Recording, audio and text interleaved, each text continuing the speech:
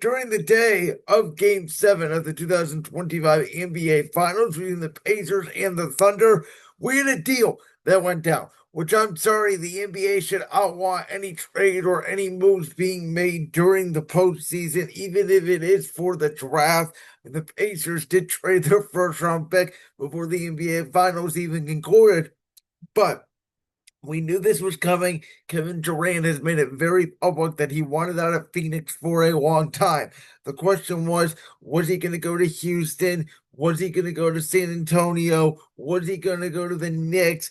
There was a wild card out there, potentially in the Miami Heat, who reportedly made an offer, which I'm sorry would have not made any sense for Kevin Durant's career. But I love this move for not only Kevin Durant, but for the Houston Rockets. Listen, the Rockets have a hard-nosed defensive head coach in Ime Udoka, who we know he knows how to get the most out of young players. He obviously got Jason Tatum and Jaylen Brown to their first NBA Finals with the Boston Celtics in 2022. We saw the Houston Rockets make a little bit of an Oklahoma City Thunder-esque rise 2 years ago, last year when they went to be the 2 seed, and obviously they took Golden State to the first round in 7 games. But when you watch the Rockets, everybody said the same thing. It's like, yes, they have Jalen Green. Yes, they have Sengun. Yes, they have Ahmed Thompson. Nobody really knows who the number one guy is. And they got to go get a bucket guy. And all they gave up is essentially Jalen Green, who is a great scorer. You know, he's your typical two guard, doesn't pass the ball a lot, can have big games, but can also disappear, as we saw in playoff games. In my opinion, out of Ahmed Thompson and Sengun and him, he was their third option on their team and the number 10 pick in the NBA draft. Let's face it, outside of Cooper Flag and maybe Bailey and a couple other guys that are going tomorrow, most guys in the NBA draft, right, they come in 18, 19 years old. This is not the NFL draft where they come in ready to play right away. It takes 3, 4 years for even their body to mature. And the Rockets, even though they have a very young team, they are on a win now timeline, especially when you had a 37-year-old Kevin Durant. Now, I will say this in the next segment on YouTube and the next segment on audio, I'm going to be diving into my top 10 players in the NBA now that the NBA postseason has concluded. Spoiler alert, I do not have this guy, Kevin Durant, on that list. I no longer think Kevin Durant is a superstar. I don't think Kevin Durant can be the number one and lead you to a championship. I mean, would a number one, have gone to OKC, then Golden State, then Brooklyn, then Phoenix, right? I mean, he is on his fifth team. He has not even been to a conference final since the 2019 Golden State Warriors. Of course, we all remember the second round classic game 7. Milwaukee at Brooklyn with his toe on the line, or he would have won that game. That was probably peak Durant at that point. But I would argue that Kevin Durant was not the problem in Brooklyn. He had to deal with Kyrie Irving and everything there with the vaccination issues and COVID and James Harden and Ben Simmons. And then in Phoenix, I thought him, Devin Booker, and Chris Paul could have worked. I never thought him, Devin Booker, and Bradley Beal worked. Bradley Beal and Devin Booker's game is just too redundant. And obviously, Bradley Beal is just unreliable. He's a good 3 or a 4 on a championship team. Devin Booker, I don't think could be a 1 on a championship team. And again, I don't think Durant could be a 1 on a championship team either. But what Durant can do is go get a bucket, which is what the Houston Rockets need.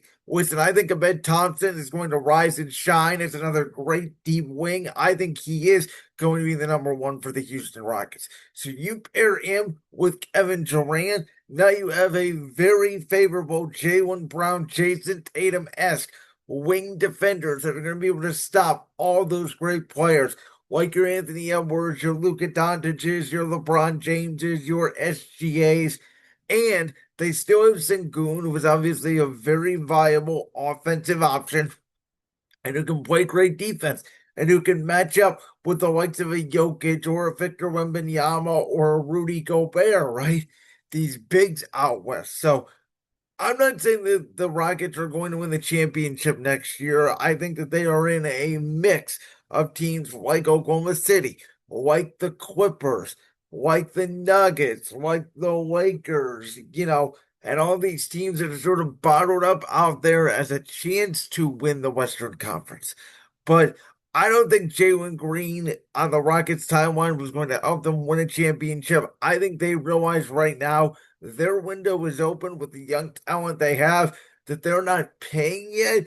They have to pay here in the next year or two. And in my opinion, it was totally worth it. They did not have to give up much for the Phoenix Suns. They did not get much back in return for a 37-year-old Kevin Durant, who, if he does win a championship in Houston, you can make a case it will be his greatest accomplishment. And again, the best part about Durant is he does not have to be the number one. He does not even have to be the vocal leader. On that team, the vocal leader is the head coach, Ime Udoka. All Durant has to go in and do is, yes, he is going to have to play a little bit of defense, which, by the way, Kevin Durant is obviously willing to do at a very high level.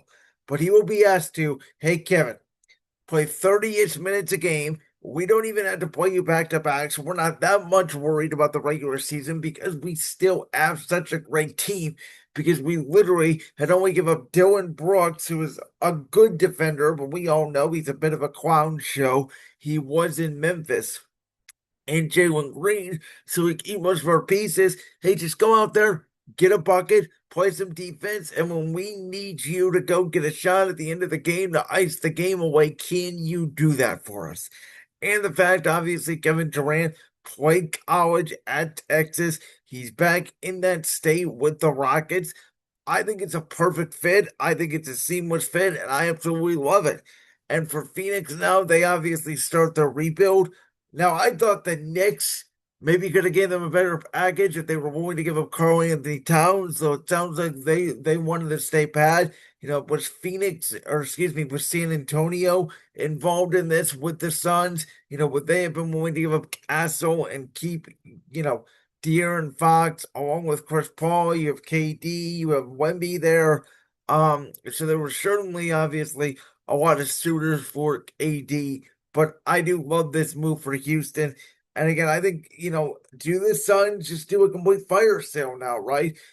Is Devin Booker available? It sounds like their new owner wants to win and, is going to try to move Jalen Green for potentially another piece and get a big to pair up with Devin Booker.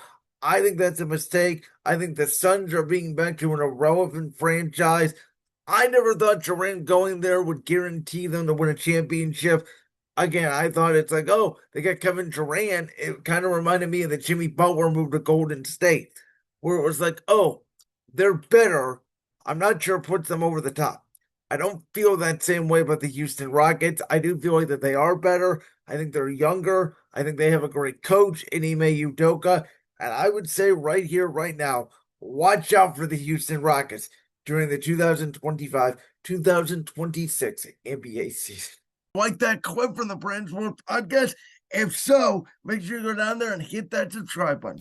While you're down there hitting the subscribe button, make sure to also hit the notification bell so you never miss another upload. And make sure you check out all the other clips from the Brands World podcast right here on YouTube.